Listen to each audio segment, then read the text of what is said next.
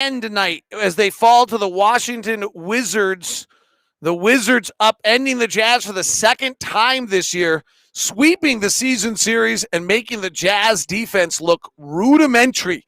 We'll talk about what went wrong, how it went wrong, and why the Jazz can't handle Russell Westbrook and Bradley Beal as we continue on POSTCSAST. POSTCSAST is brought to you by our friends at Biograss, the Big Yellow Bag, and thebigyellowbag.com.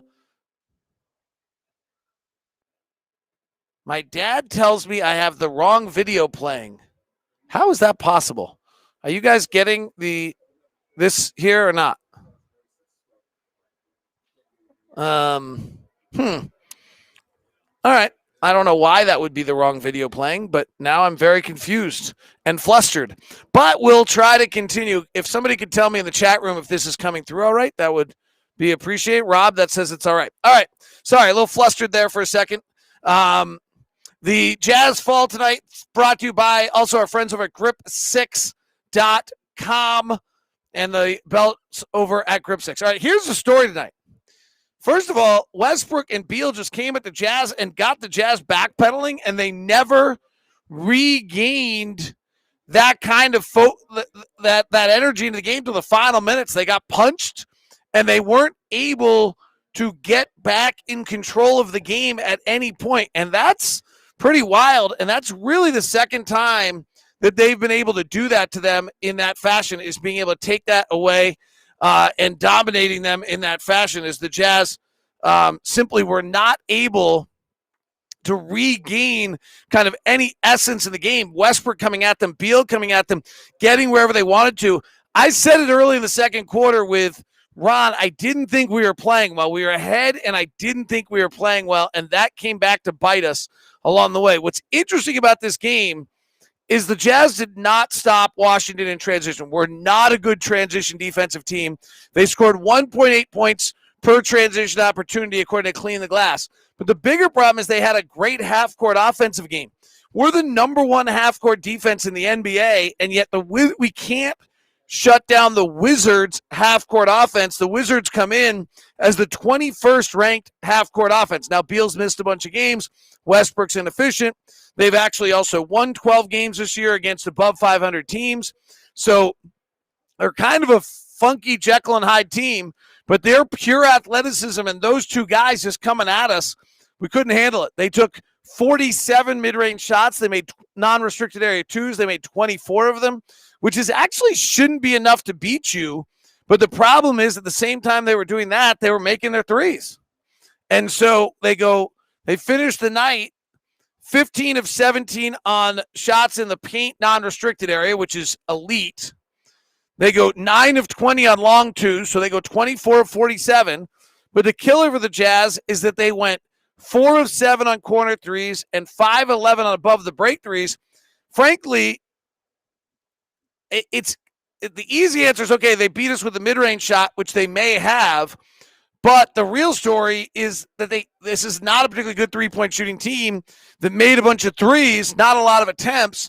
And Davis Bertans' little run there for a while is where they kind of busted out of their abnormal behavior. They did not shoot well at the rim.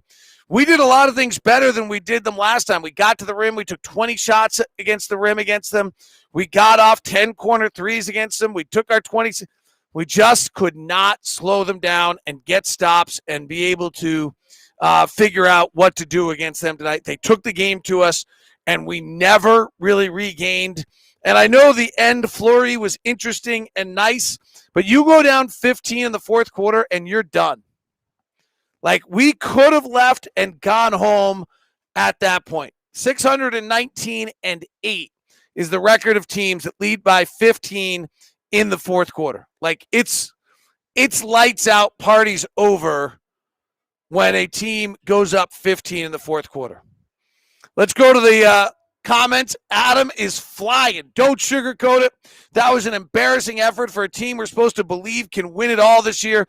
Jazz again took a team too lightly and paid for it. No excuses. So I actually have an interesting question for you, Adam. Bowler will like this question. This is an interesting one. So would you rather that the Jazz took the Wizards lightly and that's what you're saying. I actually don't agree. I just think we can't beat the Wizards. I actually think they have our number. I think they bring skills and a style that we can't deal with, and we haven't dealt with it for 96 minutes. I might rather have what Adam said. I'd rather believe that our guys took it lightly and that we weren't prepared and got beat by them. But I actually watched them score 201 points in the first 6 quarters against us this year and think that's a large enough sample size to say we actually can't handle that. Here's the other one. And I mean, I'm sugarcoating it. Here's the other one. We are the only team in the league, basically, one of the only teams in the league, has not been struck by COVID. Tip of the hat to our guys for that. Or some of our guys have had it. But we haven't had a COVID outbreak, and we haven't had injuries. It's the first time all year we've been missing 2 guys in one of our rotation, in the rotation on the same night. First time all year that the Utah Jazz have been missing 2 guys in the rotation all year. Every other team has dealt with this. In many ways, that's what lost us this game tonight. The time of the game where we usually dominate, where it's Conley, Clarkson, Ingles, Niang, and Gobert.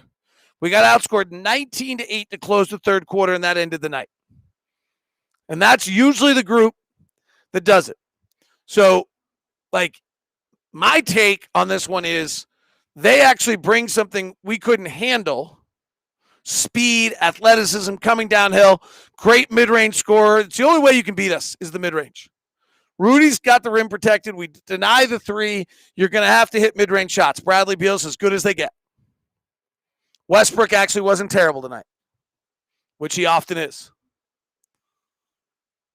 Alex says, I felt we were disappointing on the defensive end tonight throughout much of the game. Felt like the Wizards could defend and we cannot. It's a little surprising that the Wizards, who are the 25th ranked defense in the NBA, I thought caused us problems defensively for portions of the game. By the end of the night, our offensive rating is probably going to be about a 120. It's going to be pretty elite.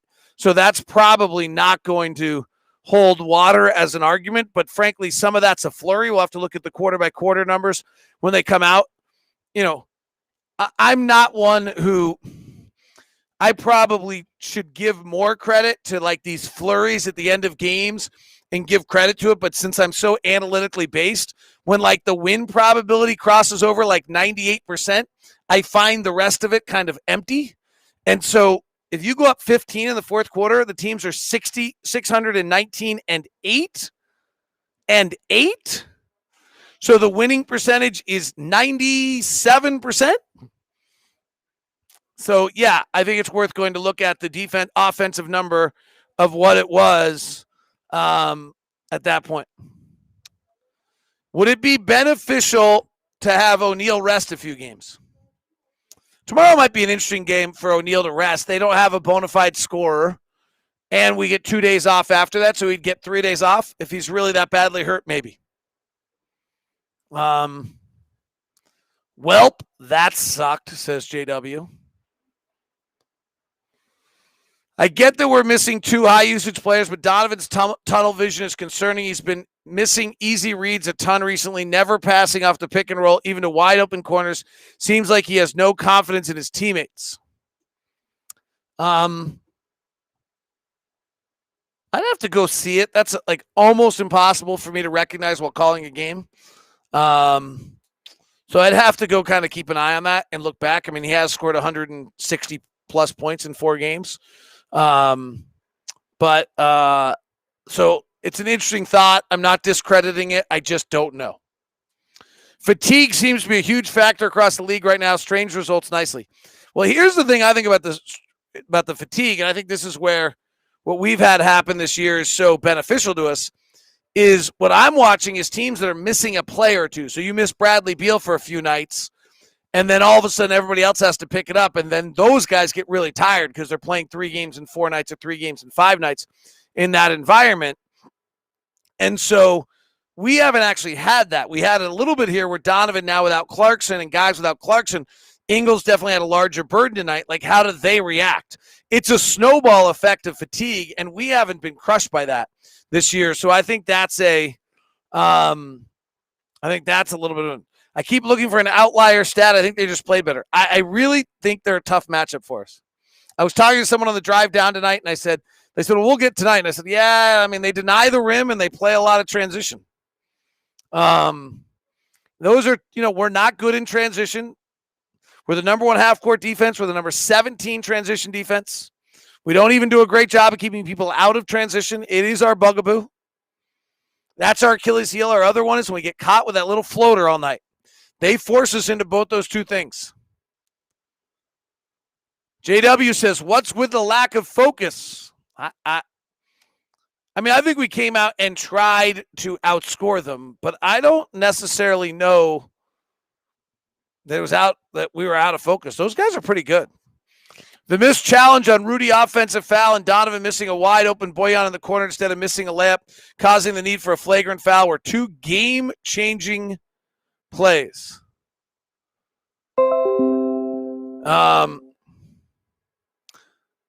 Just found it.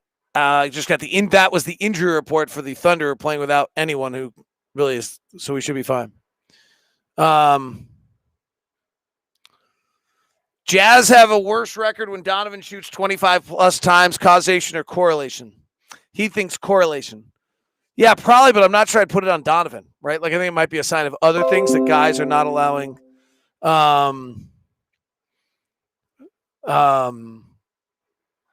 Things. That text message was from someone in the league who said injuries and COVID messed them up. Talk about the Wizards. Good luck to you guys. Want you guys to beat the Lakers and Suns so bad. Okay. See, people are rooting for us.